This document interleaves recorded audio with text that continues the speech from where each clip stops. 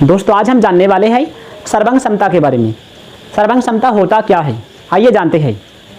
दोस्तों सर्वांग समता का मतलब होता है जिसका सेम शेप हो। सेम शेप का मतलब होता है जो देखने में एक ही जैसा होना चाहिए, सेम साइज, और जिसका सेम साइज हो, जिसका सेम शेप और सेम साइज हो उसे सर्वांग समता कहा जाता है। सेम शेप का मतलब जो देखने में एक ही जैसा हो। जैसे मान लीजिए ये त्रिभुज है, त्रिभुज में 3 रेखा से घिरा होता है। 3 रेखा से घिरा हुआ क्षेत्र को त्रिभुज कहते हैं। इसमें भी 3 रेखा है और इसमें भी 3 रेखा है, ठीक है। तो ये देखने में एक ही जैसा है और जिसका साइज भी समान होना चाहिए।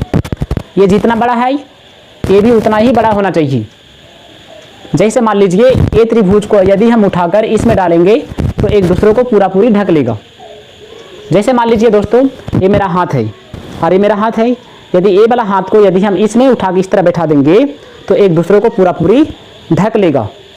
तो हम कह सकते हैं कि ये जो है सर्वांग समता है, जो एक दूसरे को पूरा पूरी ढक ली और देखने में भी एक ही जैसा है। जो देखने में एक ही जैसा हो और जिसका साइज यानी कि आकार सेम हो उसे सर्वांग समता कहा जाता है। आइए अब इसका क्या क्या शर्त होता है जानते हैं। सर्वांग समता का नियम तो हम लोग जान लिए, सिस्टम क्या है, जिसका सेम शेप हो और जिसका सेम साइज हो, ठीक है। सर्वांग समता का निशान इस तरह से होता है, ठीक है। त्रिभुज ABC सर्वांग समता, त्रिभुज DEF। तो इसमें एक कोण के बराबर होगा, क्योंकि एक दूसरे को जो पूरा ढक लेता है तो एक कोण जो है इस कोण के बराबर हो जाएगा, यानी कि कोण A बराबर कोण D हो जाएगा, कोण B बराबर कोण E, उस तरह से कोण C बराबर कोण F हो जाएगा, ठीक। इसका कोण भी बराबर होता है और इसका भुजा भी आपस में बराबर हो जाएगा।